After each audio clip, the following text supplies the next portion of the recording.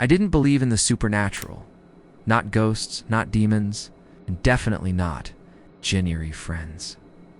But that was before my daughter Emily told Min vivid detail how I was going to die, and worse than that, she told me because her imaginary friend told her. I laughed. At first, I don't laugh anymore.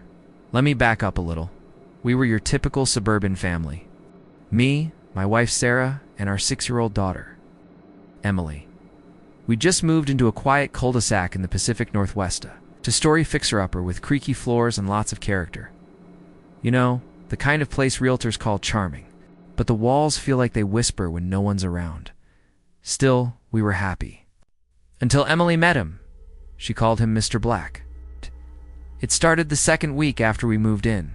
Emily came to breakfast with her wild bedhead and sleepy eyes and said, "Daddy, Mr. Black says the upstairs window is cracked, and if you don't fix it, a bird will fly in and die." I blinked. "Who's Mr. Black?" I asked, pouring her cereal. She smiled and shrugged. "He's my friend. He talks to me when I'm alone." A week later, I forgot all about it, until I heard a loud thump upstairs.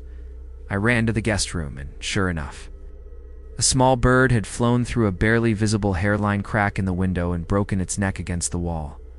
I felt a chill, but wrote it off as coincidence. That night I asked her more about Mr. Black. "What does he look like?" I said casually, tucking her into bed.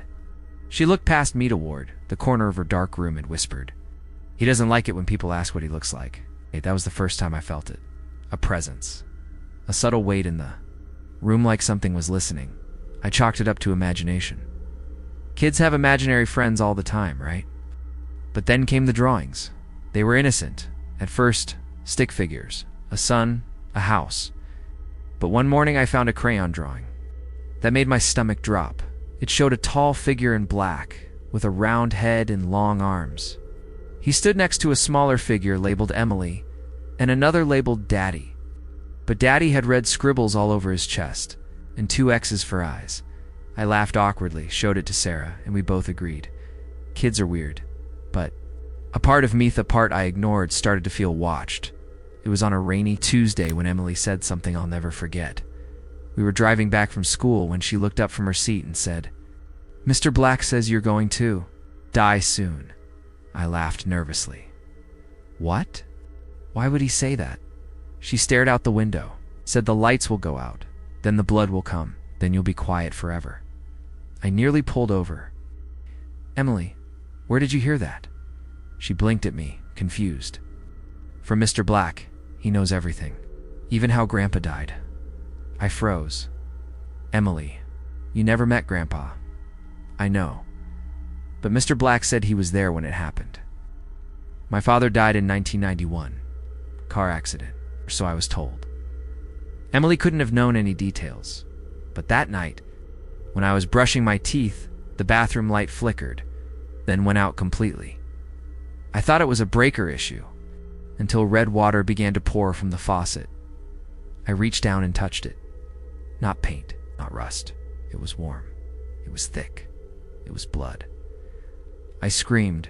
By the time Sarah ran in, the water was clear again. She thought I was having a breakdown. Maybe I was. Over the next few weeks, Emily changed. She stopped sleeping through the night. She spoke in whispers. Sometimes I'd hear her giggling alone in the dark. One night I caught her sitting in front of the hallway mirror. "Emily," I said, "what are you doing?" She didn't turn to me, just whispered, "He's showing me the day." "What day?" Her voice was hollow. "Your last one." Asterisk, asterisk, asterisk. I barely slept after that night. Something in Emily's voice wasn't hers. There was a coldness in it. An age. Like she was a vessel for something ancient and cruel. Sarah kept telling me it was just Emily acting out. "Kids process change in weird ways," she said. "The move, the new school, that's a phase. But phases don't turn your child into a prophet of death." The next morning, Emily wouldn't look at me. She just sat at the kitchen table, staring at her cereal like it had secrets. "Emily," I asked, "did you sleep okay?" She slowly shook her head. and whispered, "He was mad." I leaned in. "Who?" She looked up, and for a split second, I swear to God, her eyes weren't brown anymore. They looked black, glossy, like mirrors. "Mr. Black doesn't want you to leave," she said. "He said if you try to leave, he'll hurt Mommy too." I dropped the coffee mug. It shattered on the floor. Sarah came rushing in, asking what happened, and I just stood there staring at my daughter, who was now happily eating her cereal like she hadn't just threatened our lives with a mouthful of milk and Cheerios. That day, I started researching child psychology. I scheduled appointments with therapists, even called a local pastor. I was ready to believe anything as long as it made sense, but none of them helped. The therapist said Emily had an active imagination. The pastor walked through the house, sprinkled some water, and gave me a pamphlet. The house felt no different.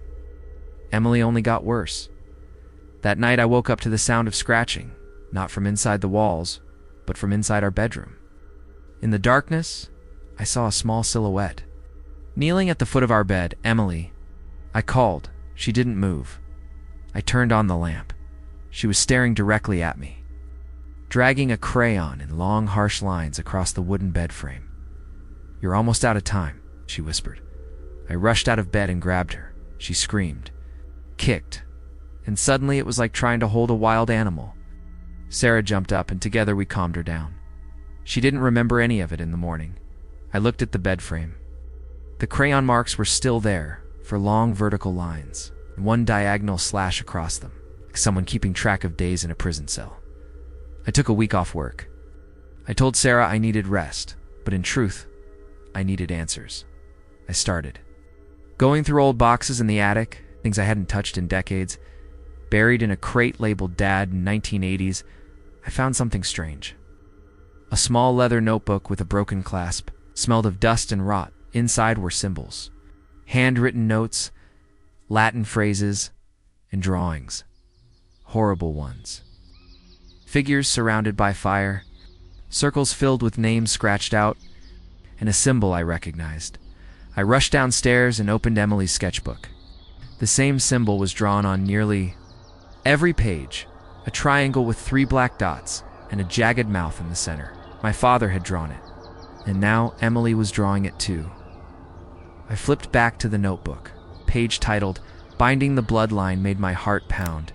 It was a ritual, a contract. My father had made a deal. It talked about feeding the line blood must come from, those closest, or the debt passes down. And it mentioned a name over and over again. Nigrum, Latin for black. Mr. Black. I nearly vomited. When Sarah got home, I showed her everything. She refused to believe it. Told me I needed help. Told me I was scaring Emily. But I knew. Finally understood. Emily wasn't haunted. She was inherited. This thing, it didn't find her. It was always waiting. Passed down through my bloodline like a curse with a ticking clock. The lights flickered. Sarah screamed from the hallway.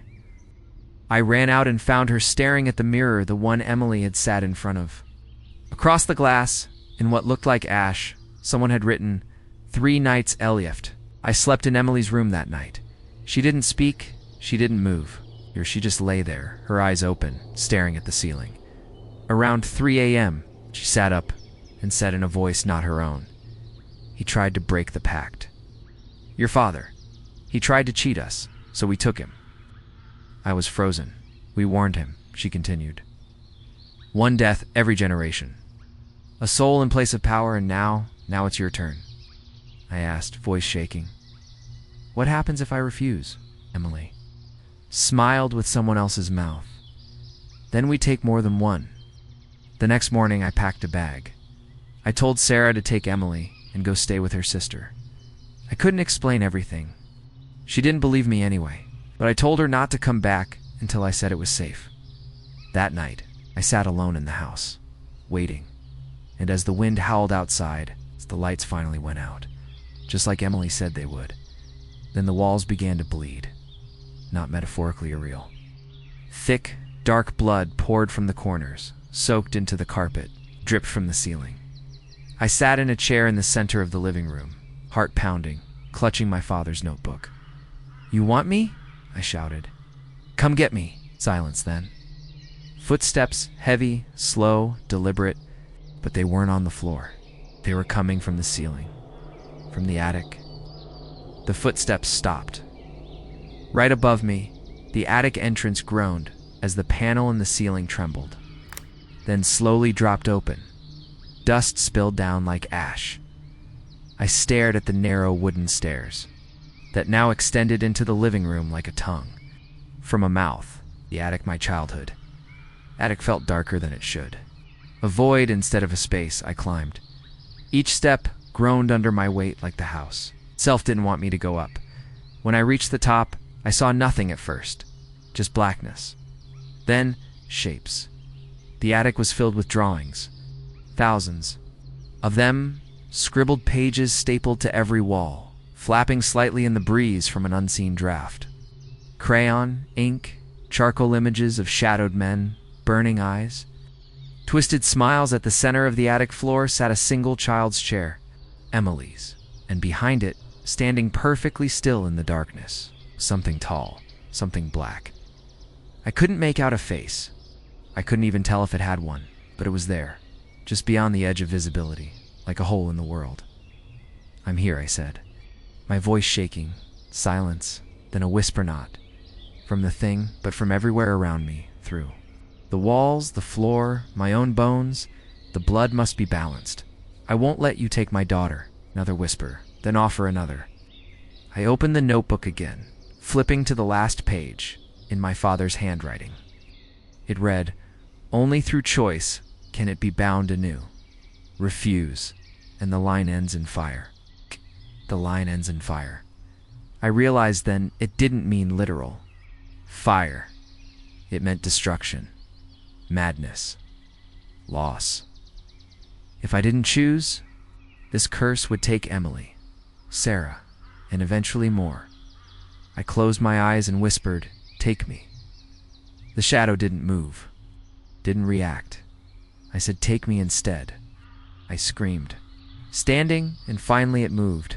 It didn't walk, it shifted, like it had always been closer than it appeared.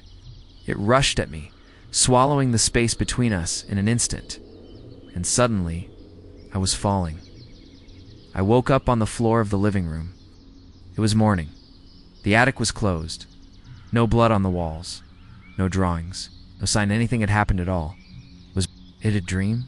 I stood up. My body ached, like I'd been hit by a car.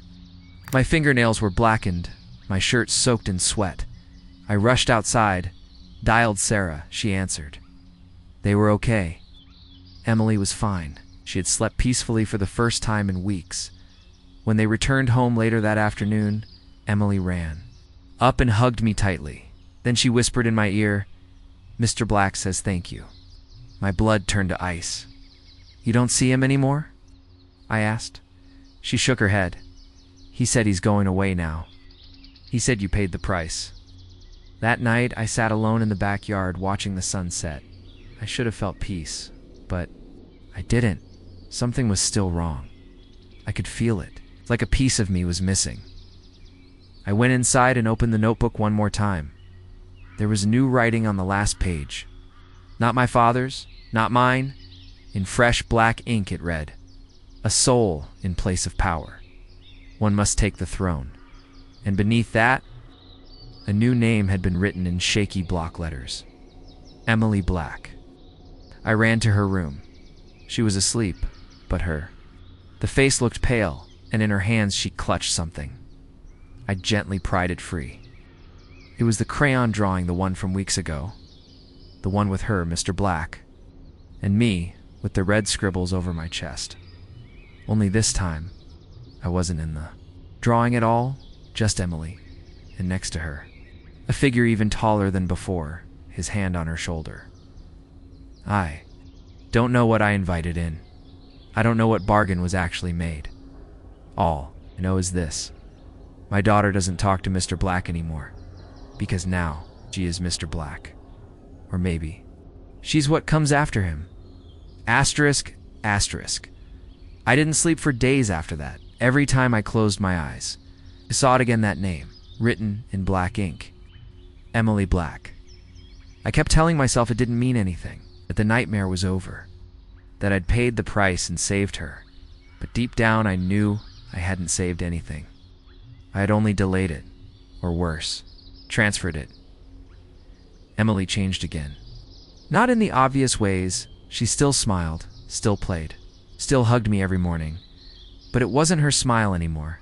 It was too perfect, too controlled, and her eyes. They never stopped watching. She started talking less, drawing more. Every sketch was the same now, a throne carved from bone atop a hill of writhing shadows, and a figure sitting on it, sometimes tall and faceless, sometimes small, with pigtails and a crayon in one hand. She said she wanted to be an artist. Now, but every drawing looked like a prophecy. Then came the voices. Not Emily's, not mine. At night, they'd echo from her room low, gurgling whispers that sounded too big for the house, like something was unfolding inside her. Growing, Sarah. Didn't notice, or pretended not to. I think on some level she knew, but a mother's love is stubborn. One night after putting Emily to bed, I confronted Sarah. We need to leave this house, not tonight. She looked at me like I'd lost my mind. What are you talking about? She's not Emily anymore. She's becoming something else. She's just a child, Sarah said. You need help? No, I whispered. I made a deal. I gave myself, but they took her anyway. Sarah stepped back from me slowly, like I was dangerous, and maybe I was, because that night I did the unthinkable. I waited until Sarah fell asleep. Then I entered Emily's room, holding the old notebook in one hand and a kitchen knife in the other. She was awake, sitting up in bed, smiling. I knew you'd come, she said softly.